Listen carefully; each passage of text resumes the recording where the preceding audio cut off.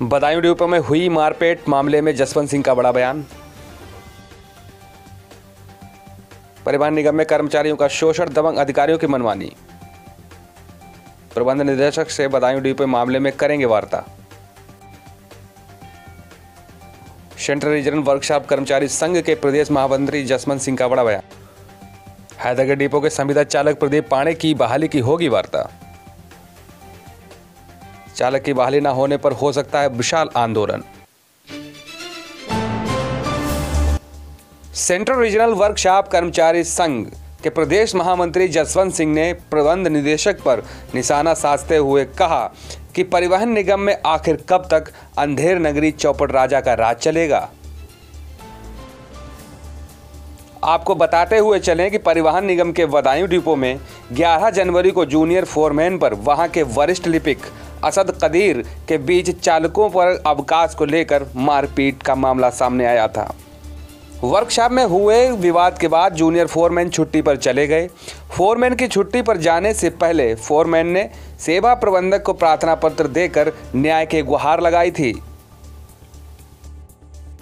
जब मामले ने तूल पकड़ा तो परिवहन निगम के कुछ अधिकारियों ने सांठगांठ करके आपसी सुलहनामा की प्रति सहायक क्षेत्रीय प्रबंधक बदायूं ने जारी कर दी। अब सबसे बड़ा सवाल यह है कि परिवहन निगम में एक कर्मचारी दूसरे कर्मचारी को बेबुनियाद कैसे पीट सकता है। क्या इस आधार पर परिवहन निगम की छवि धूमिल नहीं होती? वहीं दूसरी तरफ सेंट्रल रीजनल वर्कशॉप कर्मचारी संघ के प्रदेश महामंत्री जसवंत सिंह ने बदायूं डिपो में फोरमैन के साथ हुई अनियमितता पर खेद व्यक्त करते हुए क्या कुछ कहा, आइए सुनवाते हैं आपको।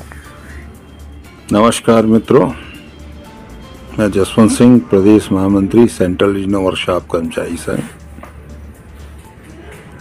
एक बार मैंने पहले भी लिखा था, पुनः मैं माननीय मुख्यमंत्री जी, माननीय परिवहन मंत्री जी और निगम के मुखिया प्रबंध निदेशक महोदय से कहना चाहता हूं कि क्या परिवहन निगम में अंधेर नगरी चौपट राजा वाला ही राज चलेगा। एक वो भ्रष्टाचार में लिप्त, या ये कह लीजिए कि परिवहन निगम में अनियमितताओं को संरक्षण देने वाला या अनियमितताओं को करने वाला असद कदीर, जिनको संरक्षण प्राप्त है निगम के अधिकारियों का। मैंने पहले भी एमडी साहब के समक्ष उसकी शिकायत की थी कि उसका ट्रांसफ़र हुआ तो उसने ज्वाइनिंग क्यों नहीं की, और ज्वाइनिंग ना करने के साथ साथ उसी बदायूं डिपो के अंदर बरेली क्षेत्र के वो हाजिरी रजिस्टर में दस्तखत करता रहा। उसके वेतन का भी भुगतान हुआ। तो ये कौन सा ट्रांसफ़र था? ये परिवहन निगम में ऐसा कौन सा नियम है जो ऐसे ट्रांसफ़र होते हैं? और शिकायत के बावजूद भी उसके विरुद्ध कोई कार्रवाई नहीं की। आरएम बरेली ने जो भी उनका मामला रहा हो, किसी भी कारण से पुनः उसको वहीं पोस्ट कर दिया। और अभी 2 दिन पहले उसके द्वारा गुंडाई करते हुए फोरमैन के ऊपर हाथ उठाया, मारने के लिए झपटे, बदतमीजी की, कर्मचारी सेवा नियमावली का उल्लंघन किया,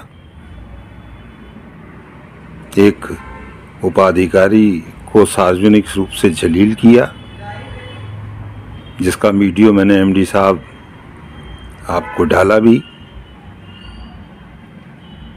उसमें प्रमाण भी रहे, 2-3 गवाह रहे। उसने अपनी शिकायत सेवा प्रबंधक बरेली को की। एआरएम ने उसकी रिपोर्ट बनाई। उनकी माँ का स्वर्गवास होने की वजह से वो छुट्टी पे चले गए। वो चिट्ठी डिस्पैच हो गई होगी। सेवा प्रबंधक के द्वारा उसके विरुद्ध आरएम बरेली को रिपोर्ट परिष्कृत की और उसके बाद बदायूं डिपो में दूसरे एआरएम पोस्ट होते हैं और वो पोस्ट होकर के समझौते की बात करते हैं, जबकि वो फोरमैन जिसके साथ बदतमीजी हुई है वो शर्मिंदा होकर के वो अवकाश पर चला गया। वो डिपो में मौजूद ही नहीं है। इसीलिए मैं कह रहा हूं महोदय कि परिवहन निगम में अंधेर नगरी चौपड़ राजा का राज चल रहा है। मुख्यालय का डर नहीं है, नियम कानून कोई मानना नहीं चाहता।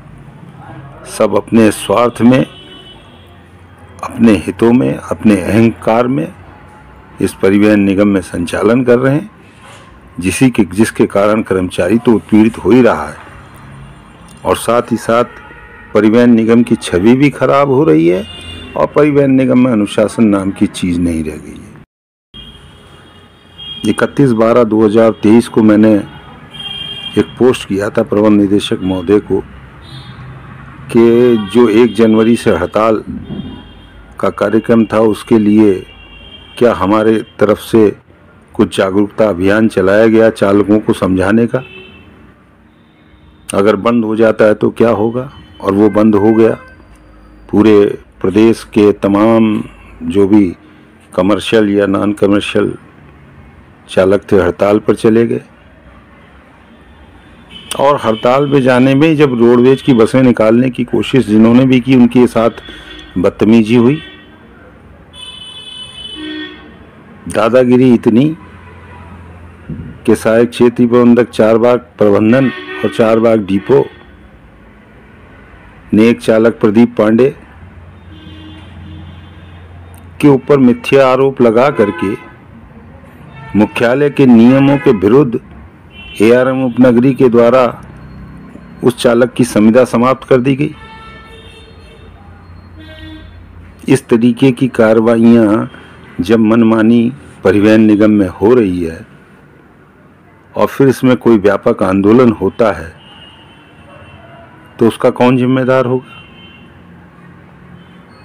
मैं प्रयास करूंगा कि कल ही मैं प्रबंध निदेशक महोदय आपसे मिलूं और इस बात को रखूं।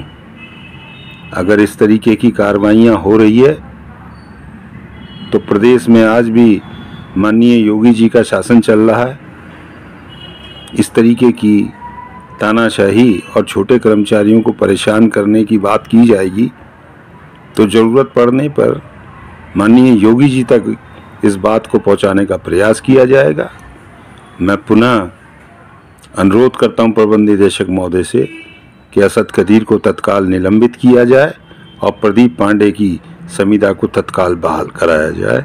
अन्यथा अगर कर्मचारी कोई आंदोलित होता है तो उसके लिए कर्मचारी नहीं निगम प्रबंध तंत्र जिम्मेदार होगा। धन्यवाद।